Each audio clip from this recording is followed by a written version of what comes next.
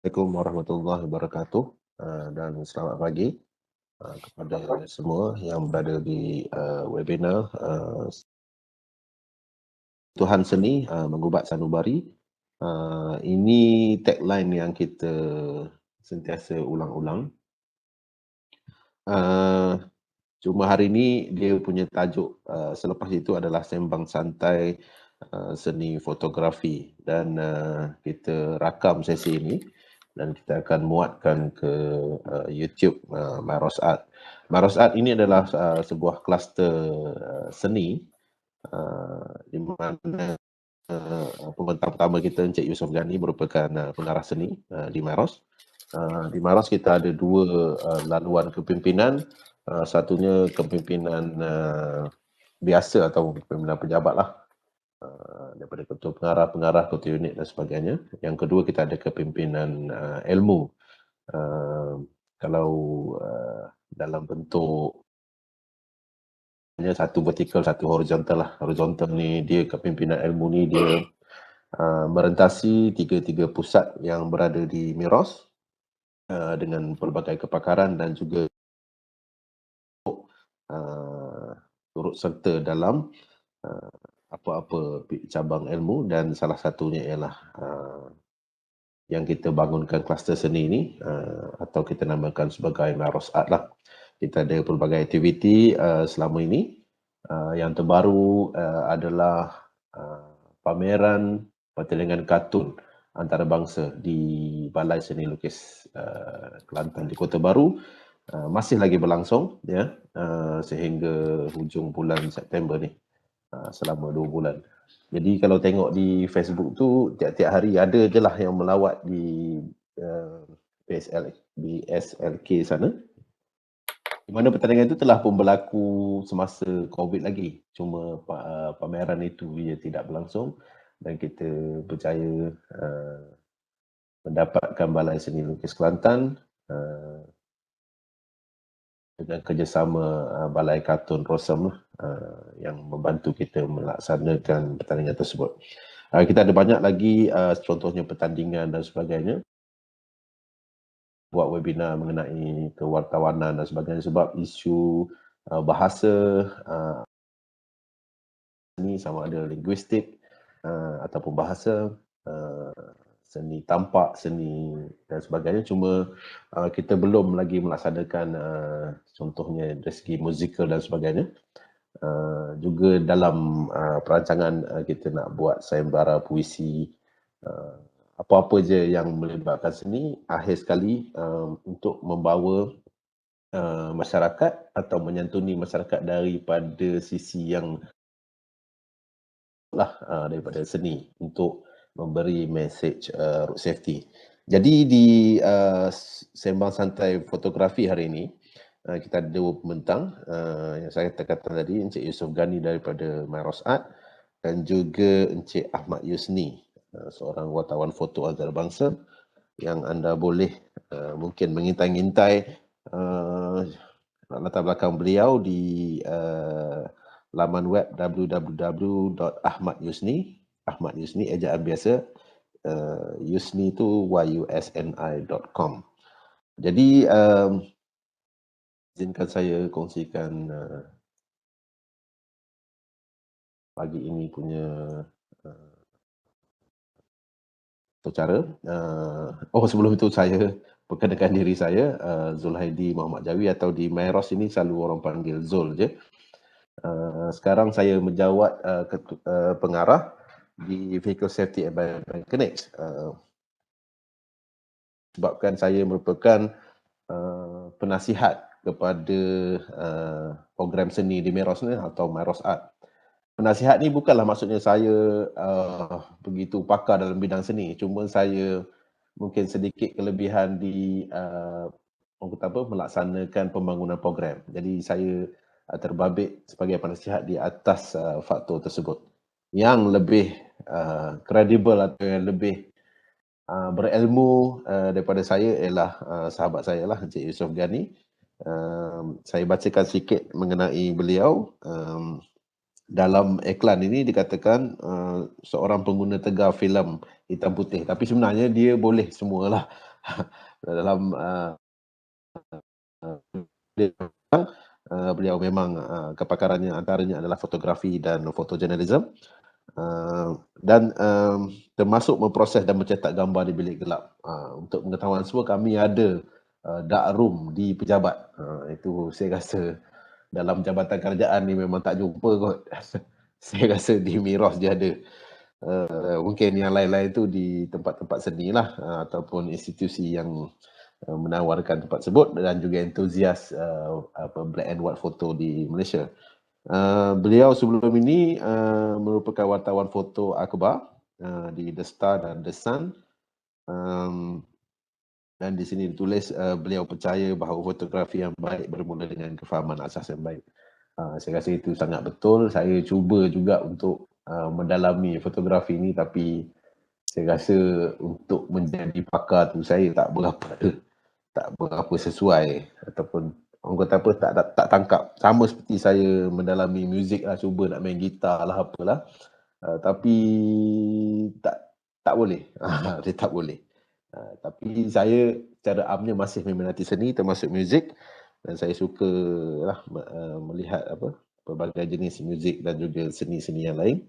Dan hari ini beliau akan membincangkan siri dokumentari Mangsa Kembangan Jalan Raya yang kita menggunakan teknik tradisional dan kelangsungan fotografi tradisional dalam era digital. Begitulah sedikit orang kata apa, pengenalan kepada pembentang kita yang pertama. Ini contoh beliau terlibat di masa ni di USIM rasanya. Betul ke? Banyaklah beliau terlibat dalam talk, sama ada untuk road safety ataupun yang berkaitan seni lah, apatah lagi sejak kita mewujudkan kluster Miros Art ini secara rasmi. Kalau tuan-tuan perasan, perempuan perasan, pernah viral ni. Ni waktu dia muda. Yang dikatakan selfie yang kalau bahasa sekarang ni legend lah orang cakap. Sampai keluar surat khabar. Semalam saya Google pun banyaklah yang dikatakan pasal foto ni. Yang pada zaman dulu, masa tu selfie secara amnya tidak trending seperti yang ada hari ni lah. Itulah dia orangnya berada di Miros. Mungkin itu kami berasa sangat beruntung lah. Dia macam universiti ada atlet lah, macam tu lah keadaan dia. Dan di gambar merah ni sebabnya dark room tu kena gelap lah, barulah jadi proses tu. Itu kena buat dalam gelap semuanya. Ada sebahagian daripada proses tu untuk menghasilkan bahasa kampung dia cuci gambar lah. Saya tak rasa orang putih cuci gambar. The word cuci tu tak boleh translate sebagai clean dan cleaning atau sebagainya. Dan di sebelah kanan tu saya rasa semua orang kenal, yang Poyo tu, penyanyi Awi semasa membuat persembahan di Miros. Si orang pelik juga kenapa Awi di Miros. Adalah sebelum ni event tu berlaku di Miros, dan proses cetakan ini menggunakan bukan digital, dia berlaku menggunakan teknik-teknik di dark room. Kalau Encik Yusof boleh kongsi lah, tapi saya suka tengok gambar ni sebab nampak hasilnya macam dibuat dengan komputer. Macam itulah lebih kurang. Dan ini antara hasil-hasil yang telah Encik Yusof Ghani dan pasukan menyediakan. Ini walaupun hasilnya tak banyak, orang kata apa, tidaklah beratus-ratus atau beribu-ribu, sebab prosesnya agak sukar. Kita nak jumpa keluarga mangsa, minta izin. Sebab niatnya satu je, untuk memberi gambaran kalau tidak berlaku atau kemalangan itu tidak menyebabkan kematian, inilah yang perlu ditanggung oleh mangsa itu sendiri, dan juga terutamanya ahli keluarga lah, dan melibatkan kos-kos yang agak tinggi kerana proses kehidupan biasa telah pun berlalu. Na'udzubillah. Dengan itu saya persilakan Encik Yusof Ghani untuk memulakan perkongsian beliau dalam tajuk asas di sinilah, walaupun nanti kita ada perkembangan yang lain. Tajuk yang diberikan ialah seni fotografi hitam putih tradisional dan cetakan bilik gelap, satu retrospektif dan pengenalan semula. Silakan. Ya, Assalamualaikum warahmatullahi wabarakatuh. Terima kasih Zul. Terima kasih semua yang hadir. Nama saya Yusof. Mungkin ada yang kenal dengan saya. Saya nampak ada beberapa orang rakan-rakan di sini. Basically saya akan macam kata Zul tadi lah, saya akan membincangkan mengenai seni fotografi hitam putih. Memang itu memang minat saya lah, black and white photography dan darkroom ya. Dan jadi saya akan buat kita tengok balik apa itu darkroom, apa itu fotografi hitam putih, dan mungkin dia perlukan pengenalan semula sebab ramai saya rasa generasi baru yang mungkin umur dia kurang daripada 50 tahun tidak pernah melalui zaman fotografi hitam putih. Saya pun sebenarnya bila saya mula-mula belajar fotografi, saya sempat melaluinya di hujung-hujung.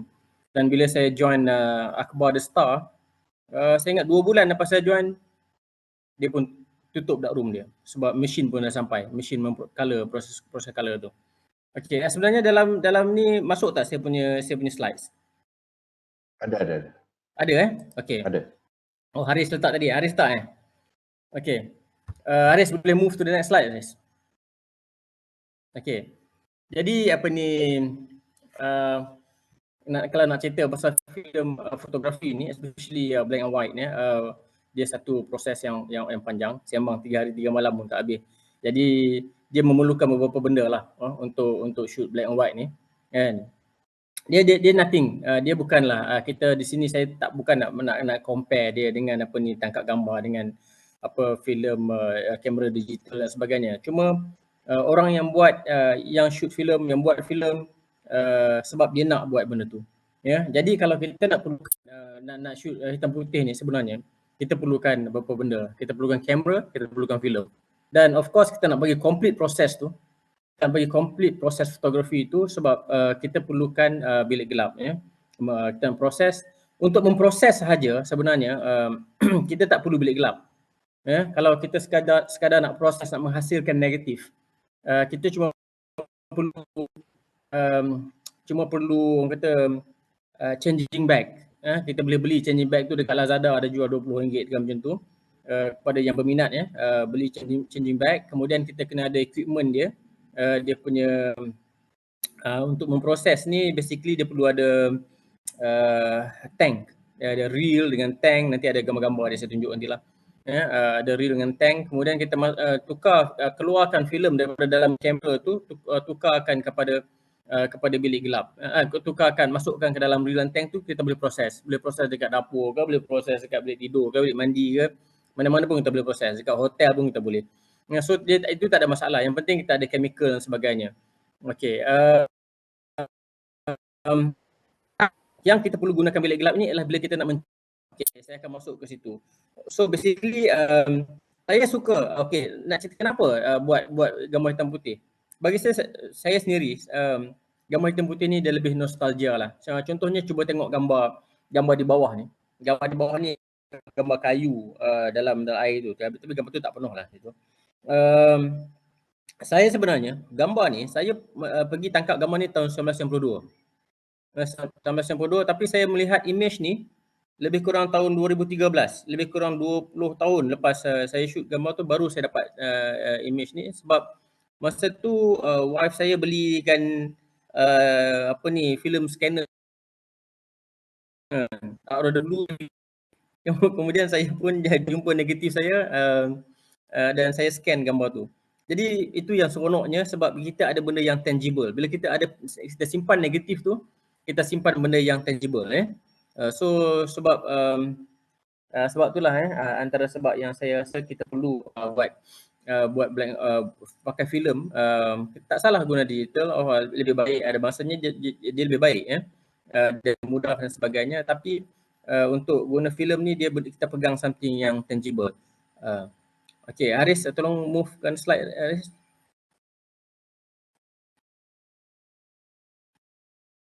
Haris, dengar tak? Okey, kalau tengok siapa yang dah pernah tengok movie Kodachrome Kodachrome movie tahun 2017 kalau tak silap. Dia kata kita sekarang ni, orang sekarang ni ambil gambar banyak. Tiap-tiap hari orang ambil gambar. In fact dalam Instagram, dalam apa semua, dalam Facebook dan sebagainya, sekarang ni orang ambil gambar lebih banyak daripada satu hari orang ambil gambar sekarang ni lebih daripada setahun orang ambil pada mungkin tahun 1980 contohnya. Kan? Atau tahun-tahun apa-apalah. Sebab terlalu banyak. Boleh kata tiap-tiap hari orang tengok gambar. Setiap saat. People are taking more pictures now than ever. Billions of them. Tapi dia tak simpan dalam bentuk slides, dia tak simpan dalam bentuk print, cuma data dia kata. Data kita simpan dalam komputer. Kadang-kadang dalam hard disk je pun, kita tak masuk dalam cloud, tak masuk apa pun. Cuma benda tu dipanggil electronic dust. Years from now, when they dig up, there won't be any pictures to find.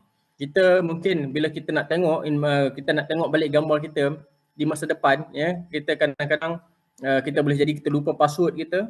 20 tahun dari sekarang kita lupa password, kita boleh jadi kalau kita ada hard disk kita pun dah rosak kan.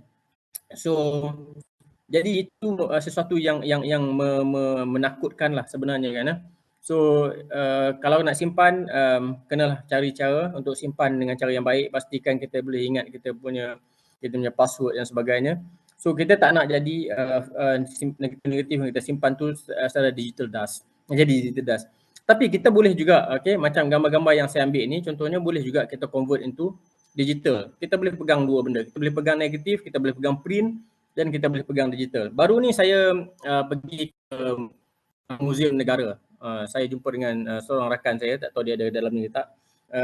Saya sembang dengan dia, saya tanya dia, museum tak masih buat print black and white ke? Because saya percaya museum ada banyak negatif dan sebagainya.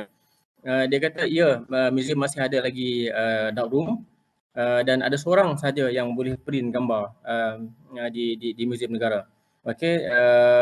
Dia kata digital ni, menyimpan gambar digital ni juga menimbulkan satu kebimbangan. Dia kata samalah macam yang dalam movie ni digital dust. Sebab dia orang tak tahu, kalau dia orang tak print, mungkin ada banyak, mungkin boleh hilang lah gambar ni. So benda-benda ni sebab dia juga warisan. Gambar adalah warisan, even pada bukan warisan negara, tak semestinya dia warisan negara, tapi dia boleh jadi warisan kepada keluarga kita.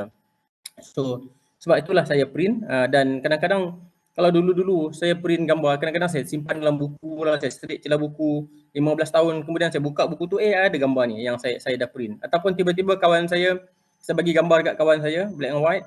Kemudian kawan saya jumpa, kawan saya tunjukkan dekat saya. Dan saya rasa macam, wow, ini macam walaupun gambar tu taklah cantik ke apa semua, tapi dia merupakan satu kenangan, dia satu dokumen bagi saya. Sebab itulah saya buat saya rasa ada sebab lah kenapa perlu buat digital.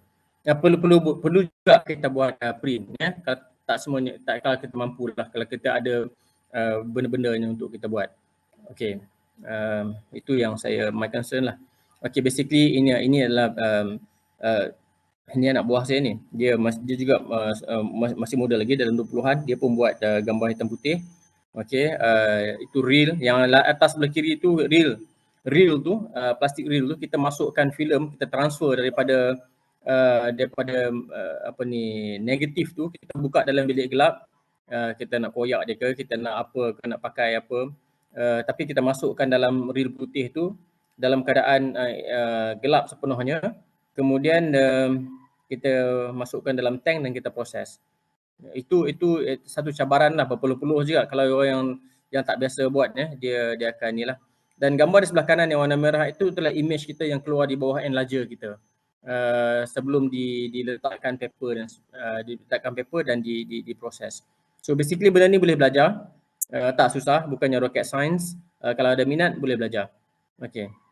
Tak ramai orang boleh buat, mungkin macam saya kata tadi lah, generasi yang lama-lama mungkin pernah melaluinya, tapi yang muda-muda tidak pernah. Dan dia rasa benda ni satu yang menyeronokkan juga, sebab kita ni kadang-kadang kalau orang tanya saya kenapa kita buat gambar hitam putih, kenapa nak bersusah payah, kan? Dalam hidup kita ni kan, pada saya lah, kita tak semestinya semua kena laju.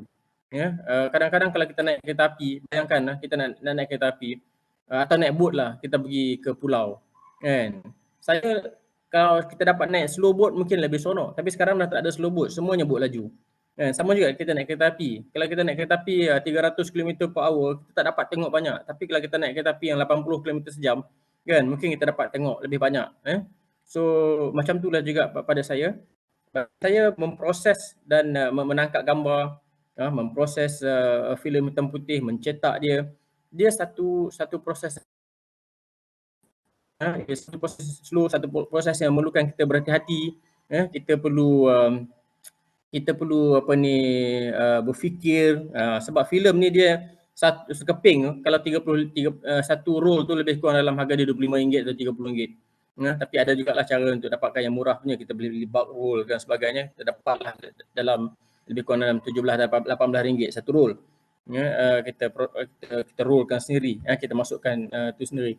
So basically kita nak tangkap gambar ni, put it simply, lebih kurang satu sekeping gambar sekali kita klik tu RM1 lah negatif tu.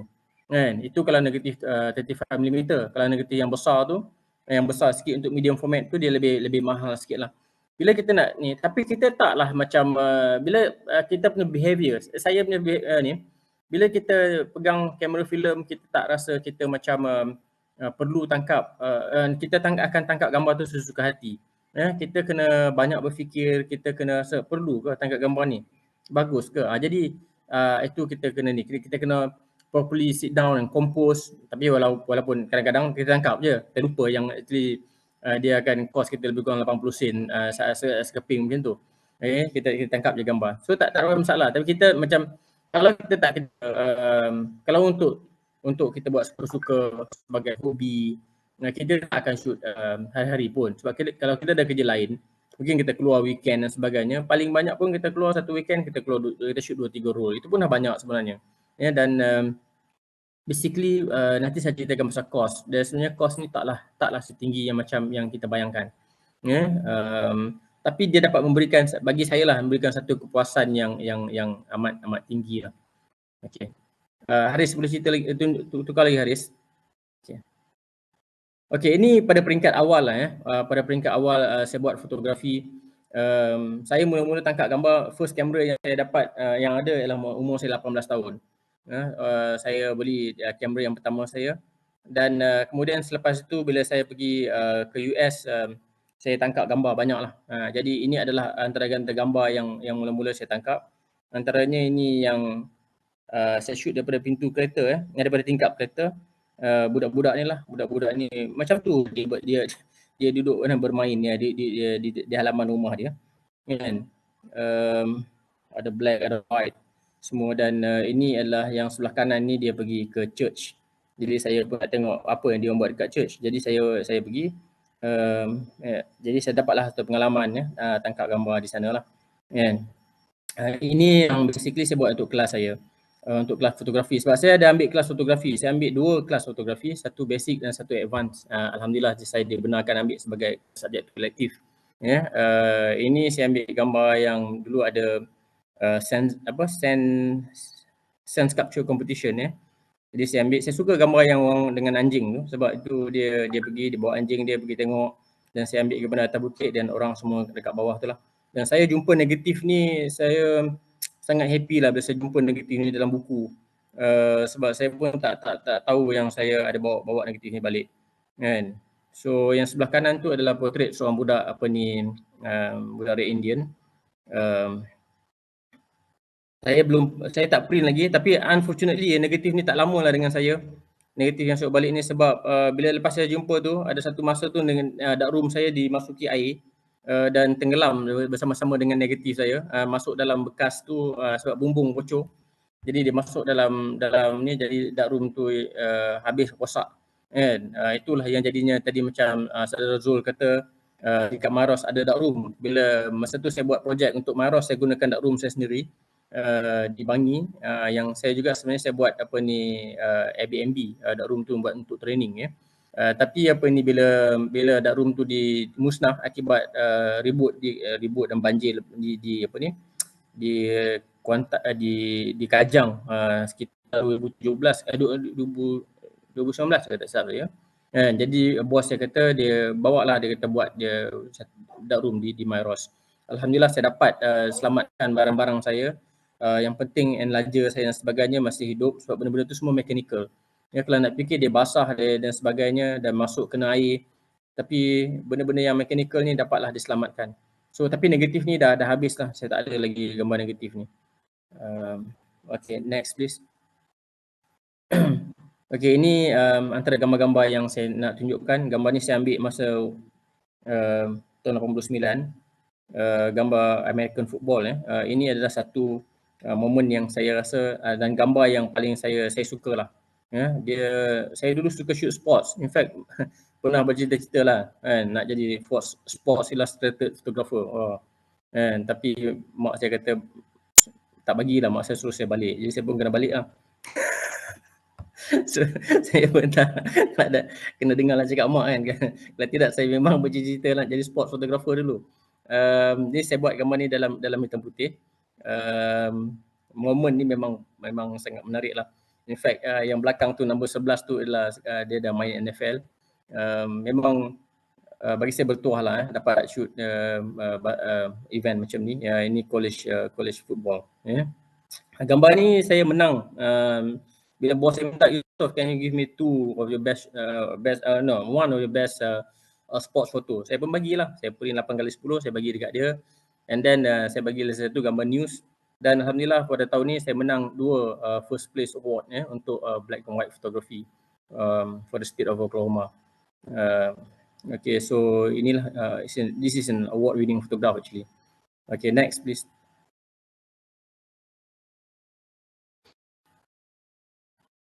Ini gambar basketball. Jadi saya memang suka juga basketball. Apa-apa sport lah. Ribut ke apa semua saya akan pergilah tangkap gambar basketball. Hujan ke salji ke ribut ke, jadi saya pergi. Memang ini minat saya lah. Okay. Saya tak nak cerita pasal sports. Ini pertandingan Ratu Cantik pada peringkat universiti. Sebenarnya saya suka gambar ni sebab dia sebenarnya agak susah nak tangkap gambar. Dia dah lah pakai baju hitam dan sebagainya kan. Dan saya menggunakan flash. Kamera pun dulu, kamera tu besar, pakai flash pun besar. Tapi alhamdulillah saya dapatlah image yang saya sukalah. Dia tak semudah macam sekarang. Okey, saya tak nak cerita banyak pasal ni. Sebenarnya gambar banyak yang ni tapi saya rasa tak ada masa untuk kongsi. Apa yang saya nak ceritakan ialah mengenai projek yang saya buat ni lah. Mangsa nahas motosikal. Dan sebenarnya bila Myros Art buat program macam ni, sebenarnya kami sebenarnya nak menceritakan tentang mangsa kemalangan. Kami nak menceritakan mesej kami ialah keselamatan jalan raya. Reason Myros punya reason kewujudan kami adalah untuk mempromosikan jadi kami buatlah macam yang Saudara Zul kata tadi, kami boleh buat dalam bentuk apa saja, tapi yang penting bila kami bertemu dengan publik, bertemu dengan orang awam, kami akan sampaikan mesej ni. Tak dapat banyak, dapat sikit pun jadilah. Sebab yang penting ialah kami nak selamatkan nyawa. Tak perlu jadi doktor untuk selamatkan nyawa, mengingatkan orang saja dah cukup baik. Okey. Jadi pada tahun 2000, saya start dengan tahun 2019 ke 2020 kan. Sebelum just before COVID, sebelum COVID saya nak buat series mengenai mangsa-mangsa kemalangan jalan raya dalam bentuk hitam putih. Jadi panjanglah ceritanya kenapa nak buat dalam hitam putih, kenapa nak buat digital, kenapa nak buat dalam menggunakan filem. Jadi saya okeylah, saya bisa menjawab dan puas hatilah dengan jawapan-jawapan tu. Dan saya pun proceed dengan projek tu. Nak buat projek ni sebenarnya bukan ialah kita biasa buat, bukan satu yang senang sebab pertama kali kita kena cari mangsa-mangsa kemalangan tu. Kita kena minta kebenaran, kita kena macam-macam lah dan bila kita bukan pergi pula nasib lah, saya rasa pengalaman saya sebagai seorang wartawan, kita biasa deal dengan orang yang dalam keadaan kesedihan, kesusahan. Jadi kita bolehlah berhadapan dengan situasi itu. Jadi saya pergi. Alhamdulillah saya dapat dibantu oleh banyak NGO. Saya dibantu oleh ramai lagi lah bagi kontak, kawan-kawan bagi kontak dan sebagainya. Dan saya juga buat cari nama-nama ni dekat akhbar dan tanyalah siapa yang pernah ada kontak dengan mangsa. Okey, saya nak ceritakan tentang mangsa pertama yang saya tengok jumpa ni. Okey, ni yang sebelah kiri ni dia seorang pelajar UiTM ya. Dia study engineering kalau tak silap saya. Dia berhenti, mak dia suruh pergi kedai sekejap. Tapi dia pun keluar naik motor. Tapi ada satu budak lelaki yang dari belakang, dan naik motor dari belakang, sedang berlumba kalau tak silap. Kan? Dia langgar dari belakang semasa mangsa ni sedang berhenti di lampu isyarat. So akibatnya dia pun terpelanting. Budak lelaki yang melanggar itu dikatakan mati, 14 tahun tu, dan dia selamat tapi dia koma. Kan? Saya tak pula check dia punya keadaan dia sekarang. Ini lebih kurang dalam 3 tahun lepas. Apakah yang berlaku sekarang ni dengan dia? Masihkah dia ada lagi ke? Tapi bila dia koma ni, bila kita sembang dengan mak dia, memang menyedihkan lah. Sebab kalau kita orang kata biasanya kalau telah terlibat dalam kemalangan ni, kan, yang saya tahu ada kebanyakan orang pernah mengalami nahas motosikal. Ada juga orang kebanyakan bila dia meninggal tu dia habis dah cerita, end of the story dekat dunia ni. Tapi ada yang satu golongan ini yang bila dia terlibat dalam nahas motosikal tapi dia hidup pun tidak, mati pun tidak. Inilah keadaannya. Hanya terbaring, kaku, hanya bergerak atau sedikit anggota badan. Dalam keadaan koma, tidak boleh bercakap dan sebagainya. Orang yang terlibat masuk dalam kategori ni, dia sangat bagi keluarga dia sangat susah, sangat mencabar. Biasanya kalau macam kita tengok gambar yang tengah tu bila saya sembang ni, samalah kes-kes ni, orang ni sama. Belanjaan untuk diorang ni, untuk mangsa-mangsa ni adalah lebih kurang dalam RM2,000 sebulan. Kan, RM2,000 sebulan bagi keluarga yang kebanyakannya adalah B40 memang kita rasa sangat-sangat mencabar. Sangat mencabar, dan alhamdulillah masyarakat kita ni boleh kata banyak prihatin lah masyarakat kita prihatin, banyak dapat bantuan, dan kerajaan juga bagi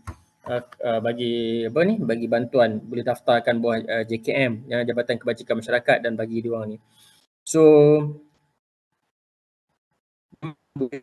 bekerja untuk dapatkan RM20, dan parents yang anak dalam keadaan macam ini biasanya tak dapat ke mana-mana lah, tak boleh keluar bekerja, tidak boleh meninggalkan anaknya lama-lama, kan. So dia kena sentiasa ada di sisi anak dia, kan. Kalau yang kita tengok mangsa yang nombor 18 ni, yang gambar tengah tu, saya baru juga pergi melawat dia kali kedua, baru bulan lepas saya pergi. Dan Muhammad Amirul Ashraf ni, dia masih lagi ada. Maknanya dia sudah koma selama 11 tahun. Bayangkan, dia dalam keadaan koma macam ni selama 11 tahun. Dia masa kena hari tu umur dia 15 tahun. Sekarang dia dah 25 tahun. Saya baru pergi tengok dia. Hari tu di Kampung Slow, Macang, di Kelantan. Ini yang sebelah kanan ni Sabri Sudin ni, Sabri Hafiz, saya pun tidak tahu keadaan dia. InsyaAllah kalau ada rezeki saya nak pergi tengok, tanya dulu apa keadaan dia lah. Mudah-mudahan mereka semua ni dipermudahkan. Okey, tapi dari segi fotografi, semua ni saya buat dengan menggunakan filem hitam putih. Saya gunakan filem Ilford HP5 Plus, itu filem yang favourite saya lah. HP5 Plus ni dia orang kata, kalau bagi orang yang berminat dengan filem, dia equivalent dengan Kodak Tri-X. Kodak Tri-X, tapi Kodak Tri-X ni harga dia terlalu kayangan lah, kan. Kena pula dengan US dollar tu semakin naik ni, jadi kita boleh lupakan Kodak Tri-X. Ilford HP5 ni datang dari UK. Jadi saya pun pakailah Ilford, dan kebanyakan saya suka pakailah kamera Nikon F3 sebab F3 ni memang kamera yang sangat versatile, sangat senang digunakan. Saya tak adalah nak shoot susah, saya pakai je aperture priority and then shoot lah, kan. Apa nak susah, kamera tu dah dipermudahkan kita nak susah nak fikir-fikir exposure lagi, kan. Cuma ada setengah kamera saya tu dia tak ada light meter, jadi saya kena agak-agak lah. kan. Tapi saya gunakan F3 ni sebab saya rasa dia reliable. F3 bagi semua mungkin rakan-rakan saya yang sama-sama lama dalam journalism daripada dulu lagi, mungkin dia orang tahulah, itu kamera yang paling ramai sekali press photographer pakai. Untuk probably 80-an sampai 90-an, kebanyakan semua orang pakai Nikon F3. Memang masa saya masih student dulu, kalau tengok orang pakai F3 tu macam wah meleleh Helio. Bila lah nak beli kan. Tapi sekarang ni filem kamera dah murah, bolehlah beli. Kan, dia bolehlah dapat filem ni dengan harga mampu milik lah. Kan, sebab siapa pun tak nak dah. Aris, next slides please. Saya ceritakan lagi pasal mangsa kemalangan ini. Ini ada 3 orang lagi lah bangsa yang saya ni. Sebenarnya subjek saya ada 30. 20 ni subjek dia, ni sebenarnya banyak lagi gambar yang saya tak print ya. Tapi macam saya kata, negatif saya tenggelam. Saya simpan dalam kotak IKEA tu. Bila saya simpan dalam tu, tapi bila hari tu masa storm tu, kena bumbung tu terbuka dan air masuk ke atas air masuk ke dark room saya di tingkat 2 di section 7 Bangi tu, dia masuk di atas dan dia tenggelam. Dia masuk dalam kotak yang saya simpan negatif tu, negatif paper dan sebagainya. So habislah negatif saya dah. Saya tak ada dah negatif ni. Ini yang saya ada. Saya cuma print 1 atau 2 bagi setiap satu subjek ni, dan dan ini adalah yang saya scan daripada print tu lah. Okey, saya nak ceritakan pasal mangsa yang sebelah ni, mangsa nombor 11 sebelah kiri ya. Dia ni seorang anak lelaki Cina nama dia Li Qian dari Tumpat, Kelantan. Masa umur dia 5 bulan, ayah dia bawa dia naik motor. Naik motor, biasalah kita orang kampung, kadang-kadang bukan kampung, di Bangi pun saya nampak ada. Kan, kita letakkan anak kita dalam ragam motosikal di depan tu. Kan, so bila dia entah macam mana nasib tidak baik kan, ayah dia bawa motor tu terjatuh dengan anak dia yang berusia 5 bulan tu. Jadi Li Qian ni dia mengalami kecacatan kekal pada kepala dia. Kan, daripada baby tu, masa dia baby tu dia dah mengalami kecacatan kekal. Jadi dia tidak, bila dia membesar, dia tak ada perasaan, dia tak ada rasa malu, tak ada rasa apa semua, dan dia dari kecil sampai besar dia langsung tak nak pakai baju, tak nak pakai seluar. Kan? So memang inilah yang saya jumpa mangsa kemalangan motosikal yang paling saya rasa paling tragik lah dia ni. Disebabkan dia sekarang masa saya pergi tu umur dia 38 tahun. Dia tak pakai seluar, tak pakai baju. Jadi ayah dia terpaksa, keluarga dia dan dia orang ni orang susah lah tinggal di kampung, di sebuah kampung di Tumpat ni. Ayah dia dan mak dia terpaksa buat satu pondok kecil di tepi hutan. Tak berapa jauh dari rumah dia, lebih dalam 200 meter daripada rumah dia, ayah dengan mak dia duduk. Buatlah satu pondok, dia duduk di situ. Jadi di pondok itulah dia makan mak dia hantar makanan kat dia. Mak dia pun dah tua, terbongkok-bongkok dah. Memang sedih lah kalau tengok mak dia hantar makan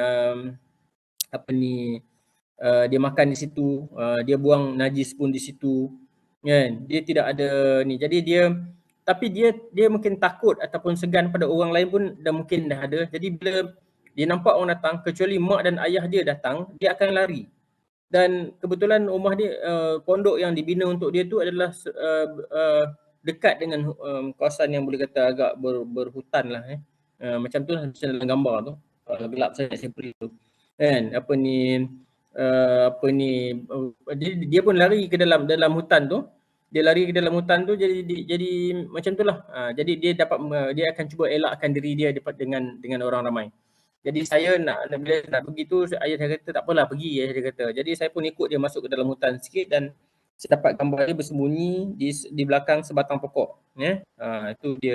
Itulah gambar dia. Dia ada yang tanya macam mana dapat info. Ada orang tolong bawa saya pergi jumpa dia. Satu NGO di Kelantan, dia ni bantu orang susah. Nama dia Mr. Pui. Mr. Pui ni bawa saya pergi ke situ lah, berjumpa dengan keluarga ni. Jadi memang menyayatkan hati dan macam inilah ya, bagi dia satu implikasi yang kita tidak dapat bayangkan daripada kecederaan yang melibatkan nafas motosikal. Jadi kita kadang-kadang kita sayang anak kita, kita bawa anak kita naik motor dan sebagainya, naik motor meronda petang-petang kan. Jadi itulah pentingnya pakai helmet walaupun pada budak, bukan saja pada orang tua tapi pada budak dan sebagainya. Jadi kalau dia ada keperluan untuk naik motosikal tu, bagi saya tak perlulah bawa naik dengan cara, ada banyak cara lain lagi sebab dia risiko dia terlalu tinggi. Okey, tak jauh dari rumah Lician ni ialah rumah Leng Chit Ini satu keluarga Siam dia keturunan Siam, Thai. Di kampung yang sama, tak jauh dari rumah dia. Ini pun anak dia tu yang bawah tu, dia sekarang dah 41 tahun, anak perempuannya, dan masa dia balik pada sekolah masa umur 12 tahun pun ayah dia bawa motosikal dan terlibat dalam pelanggaran di jalan raya. So dia sampai sekarang terus cedera dan tidak dapat lagi nak bergerak.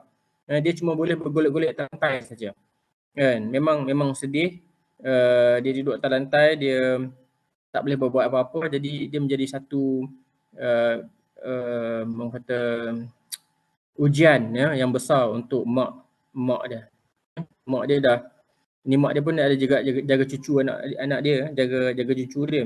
So jadi satu ujian untuk mak dia, terpaksa menjaga anak dia yang sakit. So ini adalah satu lagi kesan pelanggaran motosikal. Mangsa nombor 9 ni, Muhammad Farid Ikrami. Ni dia accident lah dekat kalau Lebuh Raya Timur Barat tu, dia dekat kawasan rehat Tiongsa. Dia jatuh sendiri, dia nak pergi ke Sungai Petani, dia jatuh sendiri dan dia tak sedar dekat hospital, dia kata. Dan akibat pelanggaran tu, dia terus cacat kekal dan tidak boleh lagi bekerja, melainkan kerja yang dia jadi parking attendance lah.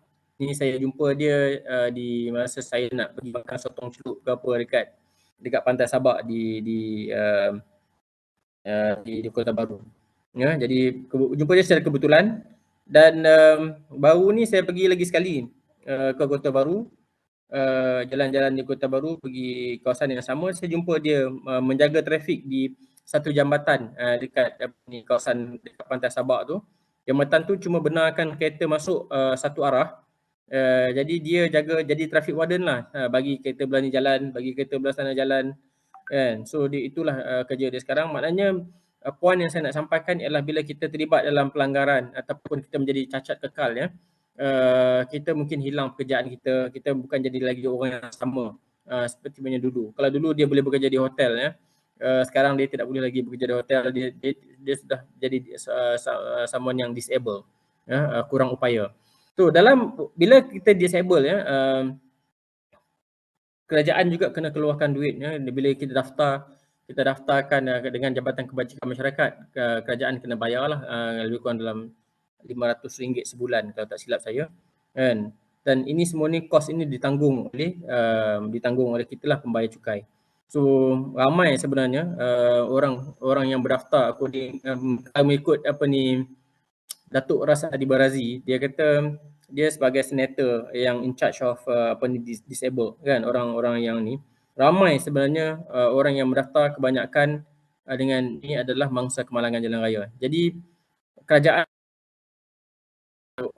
bila berlaku satu nahas banyak kos yang terlibat. Kos kita kehilangan macam-macam kita tidak boleh bekerja lagi, dan kerajaan tax kita kena kos memulihkan kesihatan dia dan juga kos untuk sara dia terus hidup. Kos sara hidup dia lah dikeluarkan oleh JKM. Jadi itu pasal ni lah pasal kos yang terlibat. Tapi saya nak cerita pasal sebenarnya inilah dalam filem Hitam Putih. Jadi menjawab soalan yang bos saya tanya tu, kenapa nak buat dalam Hitam Putih? Jadi saya kata tadi, Hitam Putih ni sebab bila kita nak menceritakan sesuatu kesukaran sesuatu situasi yang tak colourful. Saya rasa event ni tak colourful lah, benda yang berlaku ni. Jadi saya rasa kita lebih baik menceritakan dalam bentuk hitam putih. Bila kita menceritakan dalam hitam putih ni, kita straight go to the subject, kita straight fokus dengan dengan subject matter dia, ataupun dengan apa yang cuba disampaikan, rather than kita je tengok color dia yang cantik, yang menukarkan mood mood gambar tu. Ya, jadi hitam putih macam itulah. Kalau kita tengok gambar, kita baca buku ke, ada fotografer nama dia Don McCulley. Ya. Don McCulley ni dia ada satu buku dia dalam Unreasonable Behavior. Ya. Saya baca lama dulu. Dia memang gambar dia gelap. Ya. Gambar dia gelap, gambar dia mood gambar dia memberikan satu bayangan yang tak seronok sangat. Macam tu. Sebab apa? Sebab dia kata saya ambil gambar perang. Saya ambil gambar mengenai kemusnahan alam sekitar. Masa tu banyak pollution dekat UK. Berpuluh-puluh tahun dululah. Jadi sebab itu dia kata saya kena gambarkan macam mana print saya tu dalam gambar saya mesti kena tunjukkan suasana tu, mood tu, supaya orang tahu yang kita bukan yang buat something yang kita bukan tangkap gambar bunga ros lah, senang kita. Kan, kalau kita tangkap gambar bunga ros, kita boleh pakai gambar color yang cantik dengan the highest resolution, dengan the best kita dapat. Itulah, ini bezanya subjek kita dan apa yang kita nak sampaikan melalui cerita saya. Okay, next. Kalau sempat ada masa lagi, next. Okay, ni saya nak kongsikan sikit lah. Dalam tu kita travel, kita pergi sana, kita pergi sini. Memang dekat Malaysia ni, kalau bagi mereka yang berminat dengan filem fotografi, ada satu grup dekat Facebook, dia panggil Film is Not Dead in Malaysia. Maknanya ada pernah satu masa tu bila munculnya era digital, orang semua buang kamera-kamera saya, termasuk saya lah. Jadi seronok dapat kamera digital, jadi kita pun simpan kamera kita, kita tak pakai dan kita grow fungus kan. Akhirnya tak ada siapa dah pakai kamera filem. And at one time kamera filem pernah jadi sangat murah, tak ada value langsung. Kan, kadang-kadang free pun dapat. Sampai sekarang pun saya kadang-kadang ada juga dapat kamera free orang bagi kat saya. Okay, jadi saya selalulah post saya punya gambar ni, Film is Not Dead in Malaysia, sebab saya simpan ni sebagai saya punya dokumen lah kan. Orang kata apa ambil gambar ni tak exhibit pun, asyik buah dalam Facebook je, tak apalah, saya ikut saya punya gambar, ikut suka hati lah saya nak buat apa kan. Ni macam kawan saya kata lah. Kalau dia kata Facebook dia, ikut suka lah dia nak buat apa kan. Jadi saya pun macam tu juga lah, saya simpan gambar saya ni sebab bila saya nak cari, saya jumpa balik. Sebab saya ni taklah organize sangat. Bila saya tak organize, saya nak cari besok tak jumpa. Jadi saya bubuh dalam ni sungguhnya adalah bukti dokumen saya pernah tangkap gambar tu. Kan? Jadi bila saya tulis dalam apa ni saya simpan dalam Facebook ni dekat sini, jadi saya boleh meletakkan sikit maklumat-maklumat yang saya ambil kan. Contohnya gambar yang sebelah kiri ni, saya menggunakan Yashica FX7, satu kamera yang kalau tengok slide pertama tadi ada kamera buruk, yang kat tu itu my father-in-law bagi kan. Dia pun jumpa, dia kata dia nak buang lah, nak ke tak? Kalau dia nak ambil, kalau tak nak dia nak buang kata. Oh, jadi saya pun okey, saya semua kamera saya nak kan, baik ke buruk ke cantik ke kan. Jadi saya dapat kamera tu dan bila saya repair pergi cuci lens dan sebagainya, saya kenalah RM200. Lepas tu kamera tu jadilah macam baru balik kan. So sebenarnya kamera-kamera lama ni dia memang banyak dia boleh dibaiki lah, kamera-kamera mechanical. Dia tak macam kamera yang elektronik. Kalau dia rosak tu boleh buang terus lah. So jadi saya shoot dengan kamera ni. Jadi inilah gambar sebuah kereta yang lama, yang asap keluar tu bukan jin apa, sebab belakang tu ada orang tengah bakar sampah kan. Jadi gambar yang sebelah kanan tu ini semua kamera saya yang lama dulu. Saya beli lebih 30 tahun dulu, Leica 3F. Leica 3F, jadi saya pun simpan. Kamera ni dah rosak. One time bila saya ada kamera yang best, ialah office bagi kamera yang best kan. Jadi saya pun tak pakai dah Leica 3F ni. Jadi saya simpan, anak saya buat macam mainan je lah. Kan, jadi dia pusing sana pusing sini, dia baling sana baling sini kan, sampai putus dia punya cloth dia putus dan kamera pun dah jam apa semua. Jadi cuma a few years later saya rasa macam bila saya teringat nak buat balik filem, nak shoot balik filem, bila ada Film is Not Dead movement ni dah sampai ke telinga saya, ramai orang shoot filem, jadi saya pun teringin nak shoot. Jadi saya hantar pergi baiki kamera ni. Alhamdulillah kamera ni dapat dibaiki dengan harga yang tak mahal sangat. Saya hantar dengan Vincent dekat Petaling Jaya. Vincent ni dia kalau orang apa ni, dia dulu kerja dengan Nikon, jadi dia semua kamera mechanical dia boleh repair. Jadi Vincent tolong repairkan kamera saya, dia macam-macam lah, saya replace dia punya skin, dia cuci lens saya, dan kamera saya ni macam baru lah, ya. So jadinya saya pakai kamera ni, bila saya pergi travel saya bawa sebab dia ringan, dia boleh letak dalam poket pun boleh. Jadi saya shoot lah gambar ni. Saya pernah pergi satu kampung di Lombok, Indonesia, kan, kampung Sasak nama dia.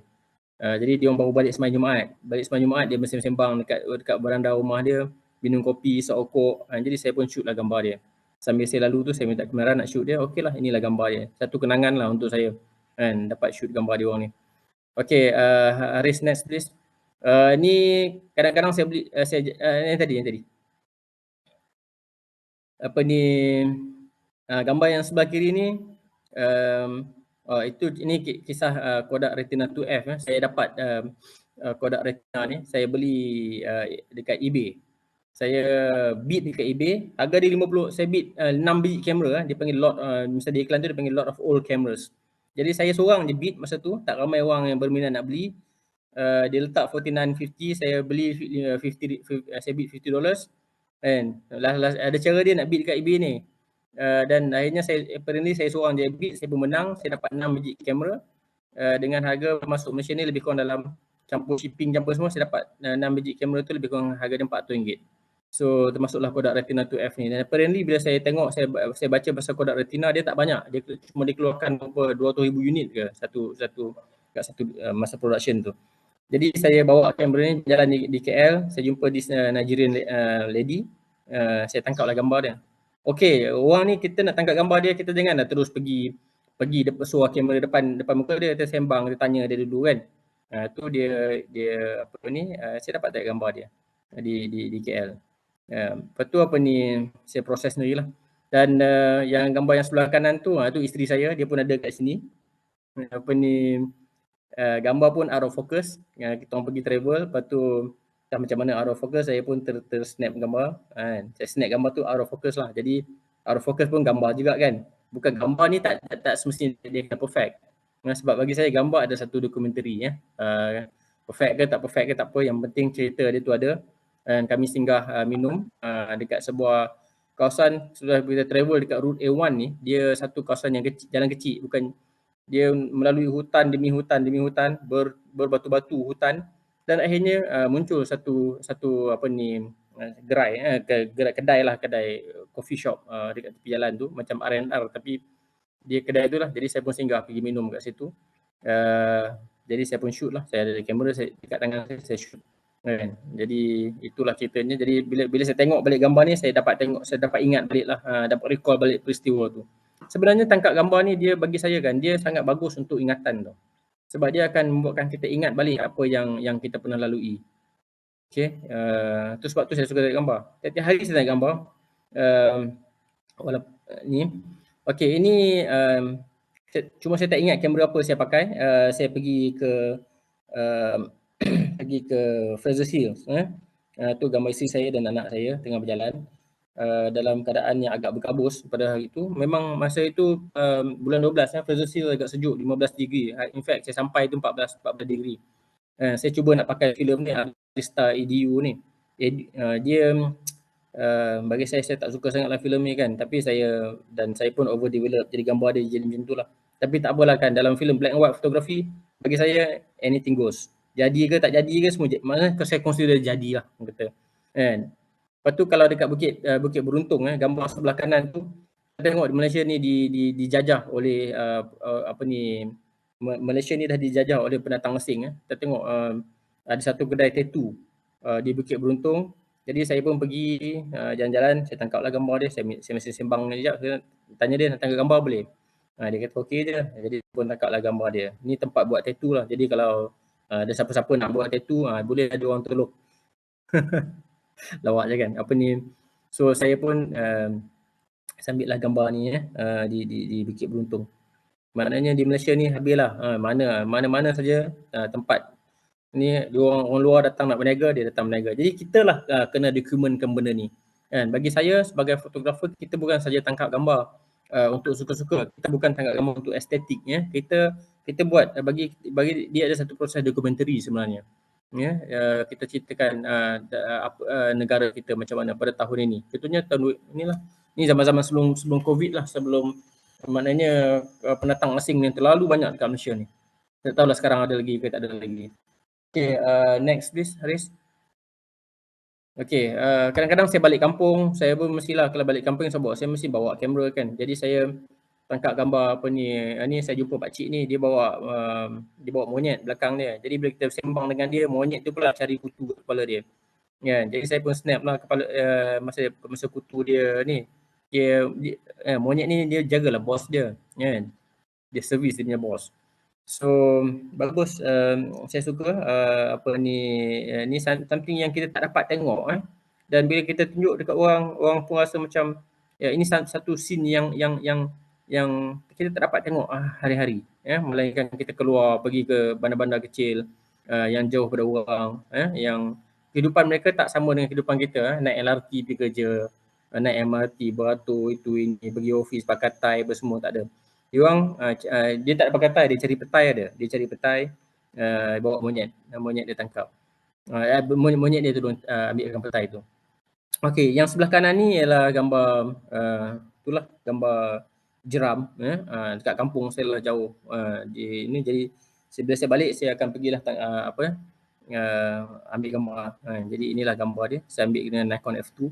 Saya ada banyak koleksi kamera ni sebab saya suka mencuba-cuba kamera lain-lain sebab kamera dah murah. Ya, jadi kita belilah dan kita boleh simpan. Mana tahu kot besok boleh buka museum kamera ke pula. Kan? Okay, next. Ni yang sebelah kiri ni nanti kita akan dengar cerita dia. Nama dia Ahmad Yusni. Kita punya fotojurnalis Ahmad Yusni. Dia ni saya memang kami dulu kerja dengan akhbar The Sun dan kami sampai sekarang lah selalu sembang-sembang pergi mengopi sekali lah. So Yus, saya panggil dia Yus lah, dia selalu datang office saya. Kadang-kadang dia datang office saya, kami macam-macam lah kita bersembang fikir nak buat itu dan akhirnya hari ni kita dapatlah fikir buat something untuk basically yang kita buat ni untuk road safety lah.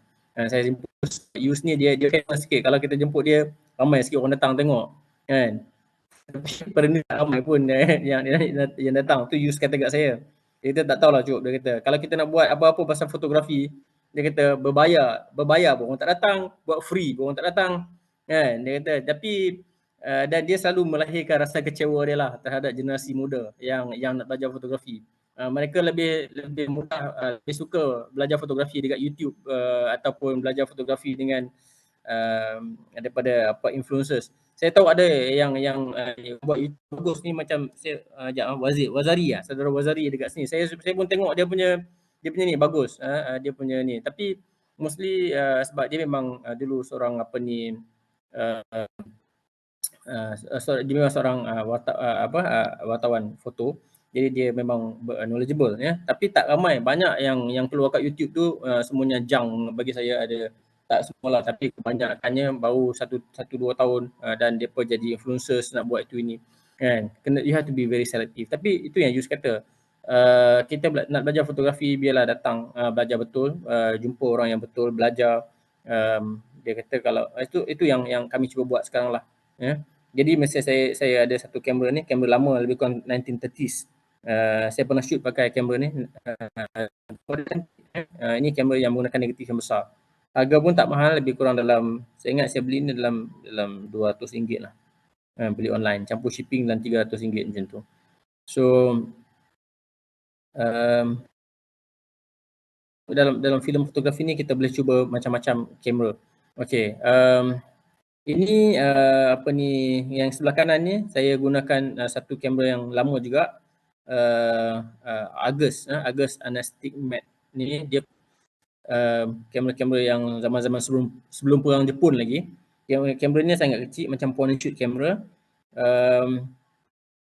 Dia Argus ni dia buatan Amerika. Tak banyak kamera buatan Amerika dan sampai sekarang tak ada buatan Amerika yang survive dalam kamera ni. Jadi dia yang buat Argus ni, sebab tu kita jarang jumpa orang Malaysia atau orang belah sini Asia pakai kamera Argus. Saya pun tak pernah dengar dulu sebab dia memang sangat tak famous dan production dia dah mati. Saya ingat tahun 60-an dah habis dah. So Jadi saya cubalah pakai kamera dia dan bolehlah saya pergi sambil pergi IKEA tu sambil tunggu-tunggu makan tu nampak orang lain saya pun shoot. Tak ada apa-apa, cuma nak tunjukkan yang kamera tu boleh pakai lagi lah. Otherwise it's a nice camera actually, dia cantik. Okay Haris, move to the next slide please Haris. Okay, ini kadang-kadang saya pergi travel apa semua, saya pun shoot lagi lah, saya bawa juga kamera. Ini adalah apa ni, yang sebelah kiri ni saya ambil di Bega. Bega is a small town kat small town di Australia. Kalau kita selalu beli cheese kan, ada Bega cheese. Bega cheese ni datang daripada bandar ni lah, Bega. Di Australia. Kecil je pekan dia. Saya pun pergi ke kilang cheese tu. Lepas pergi ke kilang cheese tu, saya nampak macam dia tunjuk turis punya site. Saya pun pergi drive ke drive ke bukit tu dan saya tu gambar tu duet tu ialah duet anak saya dan isteri saya lah. So basically this is saya ambil gambar ni dengan pagi ni dengan Leica M6 ya. Okay. Leica M6 ni kamera yang orang sangat carilah sekarang ni. Ramai orang nak pakai ini kamera yang harga dia semakin naik mengalahkan emas. So kalau tuan-tuan dan perempuan tayangkan suami tuan-tuan, belikan dia Leica M6. Yang perempuan tu lah. Sebab harga dia naik macam emas. Daripada 5,000 sekarang, dulu saya beli lepas tu 10,000. Sekarang saya dengar dah 15,000 pun ada. Macam tu lah harga dia dah naik dengan sangat mahal dan mendadak. Ini gambar di apa ni Kuala Abang, Terengganu yang sebelah kanan ni. Tak ada apalah, macam biasa saya kalau jalan-jalan tu nampak satu pemandangan, saya akan panjat dan bukit ke, saya akan panjat lah nak tengok view dia. So Kuala Terengganu ni cantik lah tempat dia. So saya sajalah try, kadang-kadang saya try filem yang lain-lain T-Max ke, kita gunakan Pen F ke dan sebagainya. So itulah cuma banyaklah filem pun lain, kamera pun lain. Just untuk leisure and pleasure. Macam itulah kita tangkap gambar ni. Memang at least kita keep our mind to healthy lah kan. Kita seronok lah tangkap gambar ni. Okay, next please Haris.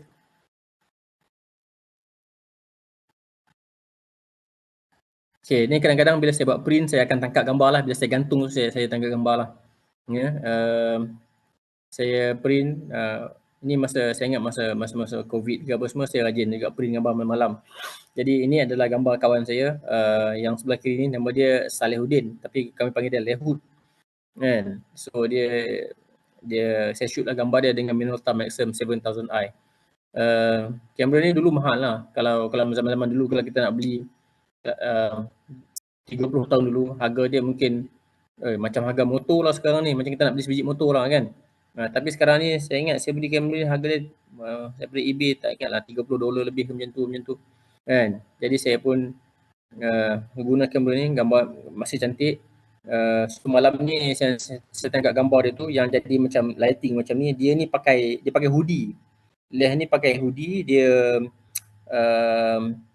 lepas tu malam tu dia nak recordkan dia ni suka main muzik, jadi dia nak buat nak record untuk YouTube. Jadi ada lighting macam tu. Saya kata duduk ni jap, aku nak ambil gambar kau jap. So siapa ambil lah gambar dia kan, dengan ada lighting yang sangat terang dekat muka dia dengan backdrop warna hitam. Inilah jadi muka dia. Boleh nampak dia punya apa ni jerawat dia pun semua boleh nampak lah kan. Gambar yang sebelah kanan ni ialah saya pakai Yashica LM medium format camera. Jadi saya shoot kawan saya Prof Baharudin Arus. Dia seorang artis dia boleh buat sculpture. Dia painter, dia ada galeri art gallery. Dan dia juga sangat rajin menulis, tapi dia menulis kat surat khabar di Sabah. Dia lama mengajar di Sabah, di Universiti Malaysia Sabah dan Brunei. So saya ambil gambar dia, jadi saya dah frame kan, saya bagi dekat dia dan dia gantung gambar dia ni di galeri lah, di galeri dia. Sebab tak ramai lagi orang buat silver gelatin print yang macam yang saya buat ni. Jadi saya nak ajak lah tuan-tuan dan perempuan, kalau berminat, jomlah kita belajar fotografi buat silver gelatin print. Kan? Sebab benda ni dia dah macam dah tak ada dah, tak ramai dah orang yang mampu buat. Okay, next. Okey, kadang-kadang macam tadilah masa introduction tadi Saudara Zul beritahu ya boleh buat gambar ni, kita boleh buat manipulation ya, dia kata macam digital dan sebagainya. Sebenarnya menggunakan teknik bilik gelap pun macam-macam manipulasi ada kan. Macam-macam cara manipulasi gambar boleh dibuat. Jadi sebenarnya yang gambar awi ni sangat senang. Kita gunakan saya cuma sandwich negatif je. Saya sandwichkan negatif dia, saya dua negatif saya letak sekali dan saya buatlah kan. Maknanya nak buat double exposure kalau gunakan darkroom tak semestinya kalau tak buat di apa ni, tak buat pada kamera, kita boleh buat dekat enlarger, dekat masa print di dalam darkroom. Kita sandwich dan kita buat. In fact it's a bit more visible lah, lebih mudah nampak berbanding dengan kita buat masa buat dekat kamera. Okey, yang sebelah kiri ni ini pun gambar American football, gambar lama. Saya buat solarize. Ini saya belajar solarize ni dengan tak sengaja masa mula-mula tu saya nak print gambar ni pula high contrast. Bila saya terbuka lampu macam mana entah, jadi saya gambar ni jadi macam inilah. And then saya pun tanya juga lecturer saya lepas tu macam mana nak buat solarize, and then dia bagi tahu. Terus saya buatlah by chance. Yang pertama tu dia happen by chance. Saya buat solarize photograph. Yang kedua saya belajar dan inilah hasil dia. Dia punya inilah menggunakan darkroom teknik dia punya tone tu lain. Shadow dia jadi macam lain, dia jadi lebih green sebagainya. Kadang-kadang yang lebih bagus lagi kita cuma nampak outline. Itu solarize yang bagus lah. Dia kena ada yang paper yang betul, high contrast, filter yang betul. Dan macam-macam lah. Kadang-kadang ni kalau kita nak look for perfection, memang kita tak keluar lah daripada gua tu, duduk dalam darkroom tu buat kerja kan. Tapi kadang-kadang yalah, kita buat setakat yang kita mampu kan. Memang kalau biasanya saya buat di darkroom ni, saya akan duduk masuk sampai 3 dan 4 jam, kadang-kadang 5 jam, kadang-kadang 1 hari lah kan, duduk dalam tu. Memang tak perasan pun masa berlalu dengan cepatnya kan. Kita masuk pukul 10 pagi kan, pukul 9 pagi ke apa semua, pukul 2 kan baru keluar kan. Lepas tu kita buat lagi. Dan dia memang agak mempenatkan, tapi bagi saya dia memberikan satu kepuasan lah yang ni. Yang ni. So darkroom ni macam mana nak buat darkroom. Okay, next Haris kan. Haris, okay, tapi sebelum tu saya nak masukkan sikit lah. Orang tanya macam boleh ke kita buat apa akan jadi satu masa nanti kalau tiba-tiba filem tak ada. You ada darkroom kan, filem dah tak ada lagi. Okay, sebenarnya ada cara je kita boleh buat apa ni digital negatif kan. Kadang-kadang kita masuk dalam grup darkroom bilik gelap ni, so dia fikir macam mana kita boleh buat digital negatif. So salah satu cara buat digital negatif ialah satu, kita convertkan macam ni. Saya ambil guna handphone saya ambil gambar kawan sini menggunakan handphone, and then kita kita boleh convert, dan sebenarnya kita boleh print atas plastic sheet untuk buat jadikan dia macam negatif sini. Dan bila kita dah dapat negatif, kita boleh print balik jadi apa jadi filem positif kita panggil positif lah gambar tu. So negatif boleh dihasilkan, tapi darkroom dia tak boleh inilah, melainkan kita kena ada alat-alat dia lah. Okey, tapi ini teknik orang kata macam hybrid lah, menggunakan kamera digital dan back untuk teknik lama. Okey, next. Okey, sebelum tu ada orang tanya, betul ke filem fotografi ni mahal? Bila kita buat filem, kita shoot gambar guna filem, mahal. Saya berpendapat sebaliknya lah. Honestly kalau kita katakan kita seriously into filem fotografi, kita nak start orang kata kamera apa paling murah dan sebagainya. Saya rasakan kalau RM200 you dah boleh beli satu kamera hari ini kan, RM200. Sedangkan kalau kita nak beli kamera what do you call it, kamera digital kan, paling kurang pun orang spend RM2,000. Itu biasanya baru beli body RM2,000, RM1,500, RM2,000. Saya ingat RM2,000 lah kan, belum beli lens lagi. So kalau nak beli filem digital, kamera lama ni, kadang-kadang kita boleh cari dekat eBay. Saya rajinlah juga mencari dekat eBay ni. Kan, walaupun orang kata eBay mahal, tempat lain lagi murah, tapi biasanya jumpa juga benda yang murah ni. Macam saya beli kamera Nikon F50 ni, harga dia cuma $6.50. Kalau masa tu convert to Malaysian punya currency, RM27. Lebih kurang macam tu, dan campur posting dia, shipping dia RM37, maknanya barulah RM60 rasanya. RM60 kita dapat satu kamera ni, dan saya boleh pakai lens yang sedia ada, dan maknanya kalau dengan lens pun mungkin dah harga dalam kamera ni lah RM150. Kan, RM150 compare dengan kalau kita beli ni. Saya baca artikel daripada Ken Rockwell. Ken Rockwell ni dia seorang penulis pasal kamera dekat dia punya website dia. Dia kata memang dia bagi tahu kalau kita beli kamera-kamera yang lama-lama, tapi kamera tu yang bagus-bagus, yang dulu top of the line dan sebagainya, macam Nikon F4, Nikon F5 kan. Harga sekarang ni Nikon F4 yang dulu harganya memang di luar kemampuan kita lah. Kita balik ke tahun 1990, Nikon F4 ni kalau kita nak beli memang lebih baik beli kereta lah, beli kamera kan. So harga dia sekarang ni dalam RM800 macam tu kan, dengan lensnya 700 pun ada, 800 pun ada kan. Itu pun belum tentu kalau kita jual orang nak beli lagi. So tapi kalau kita boleh dapat hasil dia, kita dapat hasil dia, kualiti dia, kalau kita ambil gambar dengan elok dan sebagainya, kualiti dia sebenarnya at par dengan digital fotografi sebenarnya. Tak ada banyak beza pun. Saya tengok yang gambar-gambar yang orang ambil dengan filem ni, kalau dia ambil dengan betul, tak ada masalah kan. Kualiti dia memang cantik walaupun preference dan lain lah kan. Tapi kalau bayangkan kita beli kamera digital RM5,000 lah, RM10,000 dan sebagainya, berapa banyak filem kita boleh beli untuk kita shoot kalau kita harga kamera digital tu harga RM10,000 kan, kamera yang bagus. Sebab saya compare dengan Nikon F4 ni, kita kan bagi top of the line kan, kita katakan RM10,000 kan. Harga kamera ni katakan RM1,000, baru RM9,000 kita dah save kan. Kita boleh beli 300 roll filem ataupun boleh buat 10,000 klik sampailah tangkap gambar. Biasanya dengan filem ni kita tak klik sebanyak macam kita klik dengan digital. Digital memanglah tangan kita asyik nak tangkap je gambar. Lepas tu kita pun pening kepala sendiri nak memikirkan nak pilih yang mana satu. So kalau dengan filem kita lebih berhati-hati, kita lebih compose, kita lebih banyak fikirlah untuk shoot. Tapi yalah, having said that, saya pun shoot juga dengan digital. Tapi bila saya shoot dengan digital, saya tak banyak shoot, tak orang kata tak shooting spree lah, sebab saya dah biasa terlatih guna filem. Jadi saya tak shoot banyak sangat guna filem digital tu. Okay, so kalau kata filem fotografi mahal, tak, sebab kita boleh ni. Kalau especially kalau black and white ni, saya cakap pasal black and white. Kita boleh proses sendiri.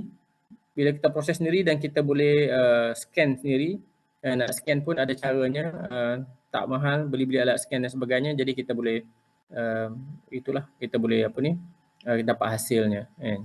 Cuma kalau kita nak pergi ke dark room, nak masuk ke dark room, it's a different ball game, it's a different feel. Tapi kita boleh belajar dan kita boleh set up dan apa yang perlu, cuma kita perlu satu bilik. Mungkin nak tahu macam mana, kita perlu satu bilik. Yang bagi saya bilik ni yang penting sekali, dia kena ada ventilation lah. Kalau tak ada, boleh install lah ventilation tu, dan dia mesti kena betul-betul gelap, maknanya cahaya tak masuk kan. Lampu merah apa semua tu kita boleh beli. Saya beli lampu daripada mentol tu, harga dia RM3 je daripada kedai elektrik. So tak ada masalah nak dapatkan lampu merah dan sebagainya. Cuma susah sikit nak dapat enlarger tu lah, macam mana dapat enlarger, sebab itu kena carilah kalau ada rezeki dapat. Okey, saya rasa sampai sini sajalah sebab panjang masanya lagi. Use pula lepas nak cakap, dan lebih menarik sebab dia punya talk, semua dia punya hasil kerja dia yang selama ni yang saya sangat admire. Jadi kalau ada soalan boleh tanya, kita share di sini. Boleh tanya di sini mungkin selepas ini, ataupun boleh email saya ada bagi alamat email saya. Mana tadi Haris, tolong yusufghani@myros.gov.my. okey, boleh call saya, WhatsApp saya kalau ada number, don't worry. So basically itulah saya nak cakap pasal filem fotografi. Tapi sebenarnya saya daripada Myros, saya sebenarnya nak cakap pasal Keselamatan Jalan Raya. Tapi nak cakap pasal Keselamatan Jalan Raya, orang akan tertidur lah kan. Jadi saya ceritalah melalui fotografi hitam putih. Jadi terima kasih kerana mendengar apa yang saya sampaikan. mudah-mudahan kita dapatlah berkongsi sedikit sebanyak, kita dapat kalau ada apa-apa tu dapatlah sedikit kita ni, dan sesi ini insya-Allah kita boleh ada sesi soal jawab kemudian. Terima kasih. Terima kasih. Assalamualaikum warahmatullahi wabarakatuh. Okey, terima kasih Saudara Yusof di Terima kasih. atas perkongsian tadi.